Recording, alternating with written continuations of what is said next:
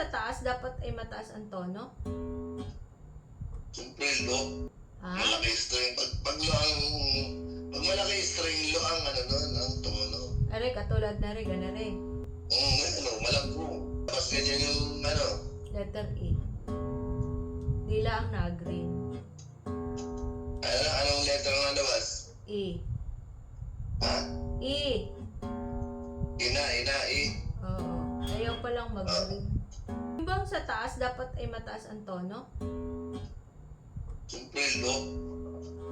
Ha? Malaki string. Pag malaki string, lo ang ano nun, ang tono. Are, katulad na rin, gana rin. Malangko. Lalabas ganyan yung ano. Letter E. Dila ang na-green. Anong letter ang nalabas? E. Ha? E. Ina, E.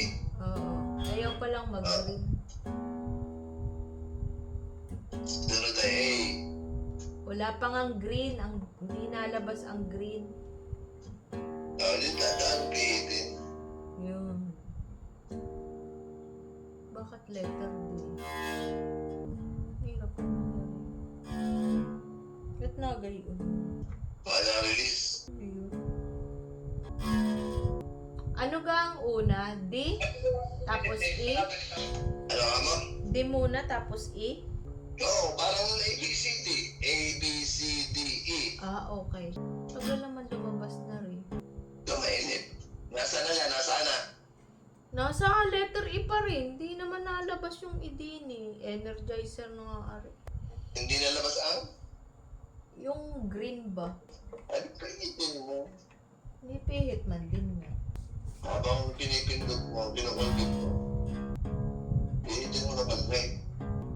Pababaya tayo. Pababaya yung tono. Ayan. Inaasunod nun. Yun na. Tumama na. Tapos letter A. Ang sunod yan. Counter uli. Kaso ba? Basta katulad ng pihit. Kakapahingan mo rin ng tenga mo kung nataas ang tono.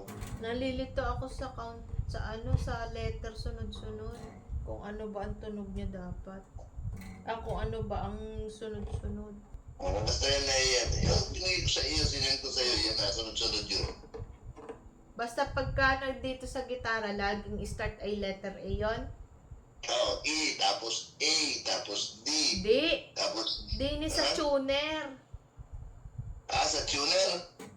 Oo, kung ang totono mo ay siyempre E ang lalabas. Oo nga. Ano nga ang simula nitong tuner? Letter A nag-i-start dahil hindi ko alam ang pihit ko kung pababa o pataas. Ano ka, Pete? Basta yung 6 string yung sa pinakamataas, pag pinindot mo, kailangan palabasin mo ang letter E. Alam ko yun. Ang ibig ko sabihin, nalilito ako din sa string. Kung din pala sa tuner, kung ano ba dapat kung puntahan, mababang E o mababang A o mataas na A. Ano sa pinindot mo ngayon? Nasa letter A ako, sa taas. Yan eh. Okay na yan eh. Wala pa nga. Pindutin mo. Wala pa nga eh. Ang tigas.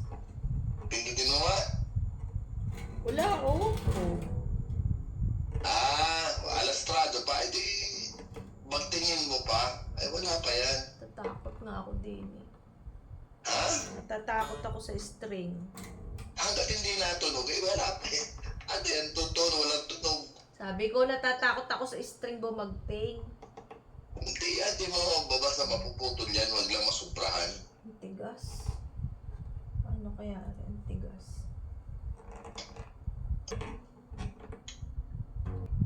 Aray ko, sakit sa kamay. Ba't ang tigas? Aray, sakit. Ano tumalambot? Siyempre, patigas eh, hindi nilalambot yan. Pataas eh. Hindi ko alam, may kadali na rin sa akin. Hindi ko naman sinabing madali sa iyo. Basta siyempre, habang nabagting yan, natigas siyempre yung pihitan. Ganun kahirap hitin, ang sakit. Eh siyempre, babae ka eh. Hindi ka sanay niyan, hindi mo naman laging ginagawa yan. Kung lagi mong ginagawa yan, Eh, parang umistop na eh. Ba't nasanay ka? Parang umistop na yung pagpihit niya. Pinatutunog mo na nga. Ayan o. Kaya ipitin mo ka. Hindi ko na nga kaya pihitin. Sakit na sa kamay. Ibang gitara na lang ang ano. Anong gitara nga yan? Junior. Mahirap nga pihitin niya kasi Paano kung ito ang mabili? Di paano? Paano ako siyempre, subukan mo muna lagyan ng langis. Kasi iba nilagyan ko ng langis yan nandyan eh. Nilagyan ko na to lahat ng langis pero hindi yung babad. Hindi naman babad ha. Pag nilagyan mo, ipihitin mo. Exercise mo ha. Ginayaan ko na lahat yan.